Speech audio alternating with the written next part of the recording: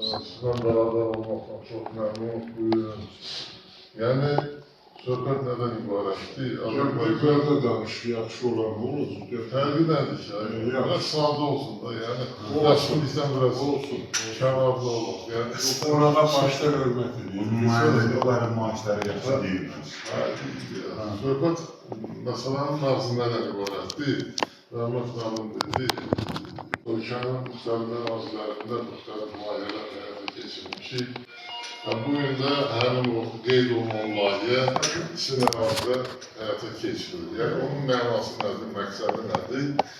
Yəni, siz bilirsiniz ki, suvarma bu sual çox vacib bir elementdir kənd təsərrüfatında, aqrar sektorunda.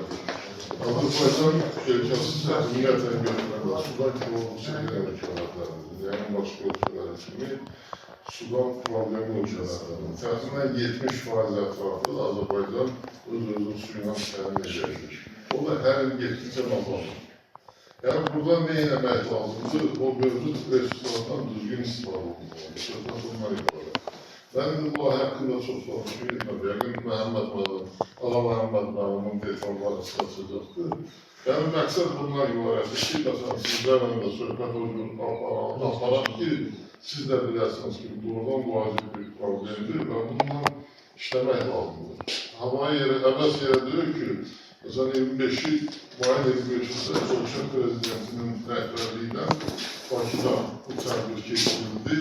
Bu məsələ xüsusi qurğulandı və bütün o əlaqədar təşkilatların qarşısına o tapşırıq qoydu ki, məsələlərlə bağlı, yəni su ilə, suvarma sistemi ilə bağlı proqramlar hazırlasınlar, həyata keçirsinlər və dövlət də hər bir məsələyə dəstək verir.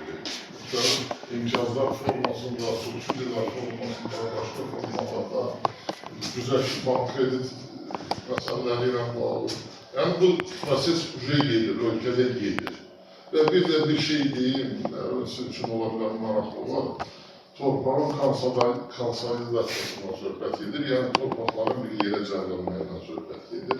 Ola bilər ki, məsələlərlə bağlı da sizə, yəqin ki, müəyyən söhbətlər aparılacaq, dövlət tərəfindən gedir söhbətlər. Yəni, buradan da məsələn də ondan ibarət ki, sizin yerləşdiyiniz regionda ki, burada suvarma olmasa, ümumiyyətlə heç bir şey demək mümkündür. Su olmasa, sizin heç bir əkilçilikdən söhbət edilməz. Burada da gələn suyun böyük hissəsi sizlərdə deyəndə bütün ölkədə deyildir, söhbət israf olunur, itirilir. 50%-ə yaxın suyun təxminən yarısı belə götürəndə itirilir. Həm o torpaq kanallarına itirilir, həm bağlanma ilə itirilir. Sonra qalanın suvarma sistemi düzgündür, düzgün istifadə olunmur. Ona görə həm su sahələrində suvarılır, həm torpağın onun mütləqini gedir, həm qulun sularının səviyyəsi yuxarı qalxır. Qulun sularının səviyyəsi yuxarı qalxanda yekun variant baxıldı o şəkildə görürsünüz. Yekun variant oldu, həmin şey heç də orada mümkün olmayacaqsınız. Mən yenə deyirəm, o detallı hamısını Məhəmməd müəllim sizə izah edəcəkdir, sizə deyəcəkdir, sizə çatdıracaq o məlumatları. Məmnuniyyətlə mən sizin hamınıza uğurlar arzulayıram, aktiv iştirak edin, nə sualınız da olursa çəkinmədən verin.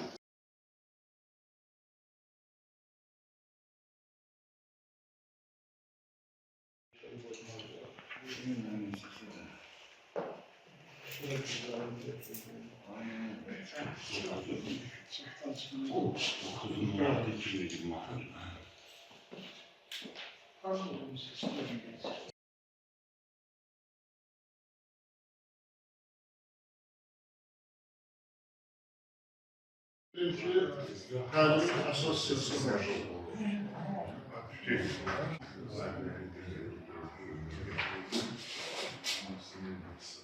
bu yazı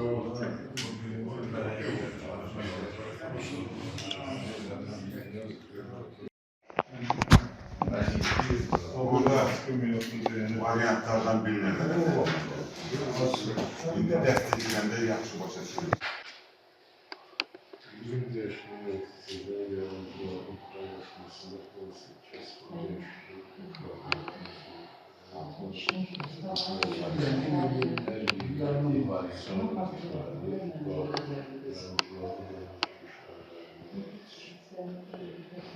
Belediye inşaat şubesi. Bitirin karşılığından bitirin.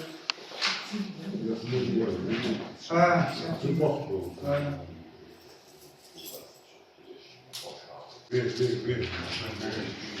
Yerimiz kalkmadı. Daha tez dikkatli olun xahiş edirəm. Yəni bir şey 2 dəfə ya 3 dəfə təkrar eləməyə vaxtım var nəsildir. Tez-tez mətbuatdan eşidirik, internet resurslardan oxuyuruq ki, qlobal istiləşmə baş verir, temperatur getdikcə artır. Düzdür, bu son bir ayda 2 ayda yağışları var, amma bu belə deyək, ilə bölüşdürürsündən biridir. Nə baş verir əslində? Əvvəlcə mən dünya haqqında bilən çox qısa, sonra Azərbaycan, sonra bizim bölgəmiz haqqında və sonra çıxış yolları haqqında danışacağıq. Qabaqcıl praktikaya əsaslanır. Qlobal temperatur necə dəyişir? Son 10 ildə deməli, bəşəriyyət tarixinin ən isti dövrüdür. 100 ildə 100 ilin kəsiyində götürəndə tarixin son 10 il ən isti dövrüdür. Atmosferə atılan qazlar istifana effekti yaradır. Qazlar deyəndə tək avtomobillər yox,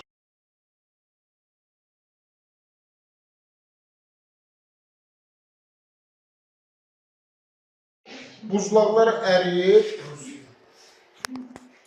Şimal Buzlu Okeanında, Antarktidada buzlaqlar əriyir, okean sularına qarışır, okeanın səviyyəsi qalxır, amma şirin su ehtiyatları getdikcə azalır. Çünki onlar da buxarlanır, qarışır okean suyuna.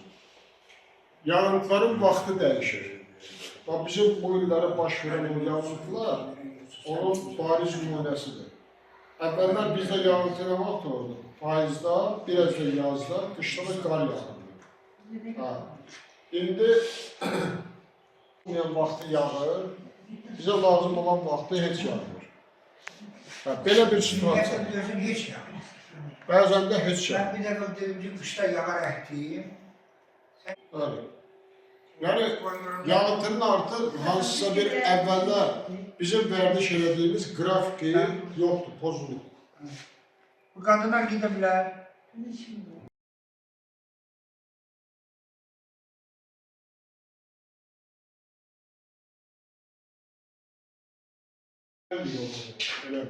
Bura kimi baş verənlərdir, bu həll yoludur. Hansı ölkələrdə ki, müasir texnologiyalardan istifadə edirlər, həmin ölkələrdə artıq 95% suyun səmərəliliyi 95%-ə qədər çatdırılır. Yəni, əslində çevirsəz, elə bir ki, suyu 2 dəfə daha az istifadə edirlər sudan. 1 kubmetr su ilə ənənəvi üsuldan 5 dəfə çox məhsul alırlar. Qabaqcıl kənd sərfatı olan ölkələrdə belə bir dənə sistem var artıq. 2050-ci yüksək ki, məsələn, əhali necə artır, torpaqlar da degradasiya uğrayır və su da azalır. Deməli, biz iş elə qurmalıyıq ki, nə yazır orada? Həmin bu resurslarla getdikcə azalan resurslarla. 2050-ci ildə 60% suya daha çox qənaət edilir. Bu xəritədir. Xəritədə burada görürsünüz ki, 5 dənə rəng var. Mavi rəng təbii ki, su ilə təmin olunmuş hissələrdir. Tünd sarı var, sarı var. Getdikcə su ilə təmin olunma azalır. Ən kəskin hissəsi də Asiya və Afrikanın bir hissəsidir. Amma buna baxmayaraq, Amerikanın bu hissəsində yeni texnologiyaların hesabına, məsələn, baxın, İsrail də buna düşür. Amerikanın daha çox hissəsi düşür. Yeni texnologiyalar hesabına bu günləri onlarda ən yüksək məhsullar oluyorlar. Azərbaycanda nə vəd edir məsələn? O perspektivlər haqqında dırnaq içərisində yazılıb. Bizdə də situasiya yaxşı deyil. Gələcəklərin daha kiçik miqyasda baş verməsi gözlənilir. İsrafçılıq var, 70%-ə qədər bitkiyə çatmadan bayağı da qeyd olundu. Bizim kanaldan götürdüyümüz su 70% bitkiyə çatmadan bitkiyə gedir.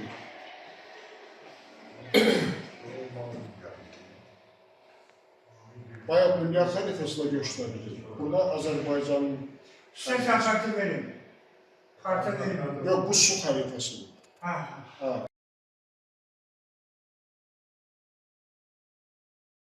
Sonra material sizə ikinci təlimdən sonra veriləcək. Cədvəldə göstərilir ki, məsələn, bizim regionda Saatlı İmişlidə yeraltı suların səviyyəsi orta yüksək, yoxsa yüksək. Yay aylarında buxarlanmanın səviyyəsi, torpağın degradasiyası, bura eroziyada, şorallaşmada buna aid deyil, yəni degradasiya birisində pozulması, su çatışmazlığı riski nə qədərdir? Bu rəqəmlərin üstündə indi dayanmağın, belə deyə də, vaxtında almağın mənası olur ki, material olsa sizdə olacaq. Oturub bunu istədiyiniz vaxtı müqayisə edə bilərsiniz. Sonra belə bir şey var sizdə. Bu dediyimiz rəqəmlərin məhsuldarlığa birbaşa təsiri haqqında burada məlum olur. Buradan da baxa bilərsiniz. Yəni, hər orada qeyd olunan faktör məhsuldarlığı neçə faiza saldır. Bu haqda məlumat var sizə. Mən bilirəm ki, bayram mənim 100% o materialı başdan başa səhv bilirəm, yanılırım. Düzdür. Görürsünüz. Suvarma üsulları ilə yeni texnologiyalarla, köhnə texnologiyalarla, onların müqayisəli şəkildə cədvəl edilir. Burada Əlilləri var, bir də innovasiya. ondan sonra innovativ var, hamısı var. O kömürə bile yaramır. Yaramır. Niyə görə yaramır? Mənim düzdür, 40%, 50%. Suvarmanın faydalığı 50-60%. Yəni ki, o da 40-50% itki deməkdir. Torpaq eroziyası riski yüksək. Gübrə səmərəliliyi aşağı. Oradan səpirsən, oradan suyu aparır. Bu necə fayda ola bilər ki? Yəni, əlimizlə verdiyimiz pulu çox hissəsini bitirir. Effektiv suvarma qrafiki var. Suvarmanın vaxtı var. Burada o haqda məlumat var. İntervalı var. Hansı müddətdən verilir. Təbii, mən sizə bir cümlənin onu deyim, artıq siz özünüz bunu praktikada tətbiq eləmişsiniz, bilirsiniz. Əvvəlki suvarma üsullarının əsas problemi oydu ki, biz deyirdik ki, gərək torpaq doya, sonra əl çəkirdik. Amma bitkilərin çoxsu tez-tez, amma az suvarma tələb edir. Məhsuldarlıq o səbəbdən aşağı olur. Xlorlu üzrüsü, xlorlu, sulfatlı, natriumlu, yəni həm aniyonlu, həm katyonlu, o minerallaşma çox yüksəlir. Onlar ona görə şorsunlar. Məsələn, belə deyək, bitkinin suvarmasına, onlar kollektor suyunun tərkib edilir. Xlorlu çox yüksək. Bəli, bitkinin cüzərməsinə, toxumun cüzərməsinə bəs edir, amma sonra da yandırır. Amma torpağı da məhv edir. Yapışır qalın. Əvvəl qalxır duz, yapışır, sonra yenə bir qalır duz yuxarı. Şoranlaşır.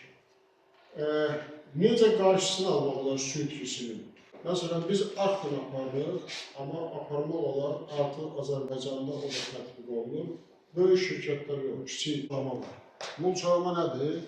Bitkinin öz qalıqları, əgər yaxşıdırsa, onu saxlayırlar torpağın üstündə.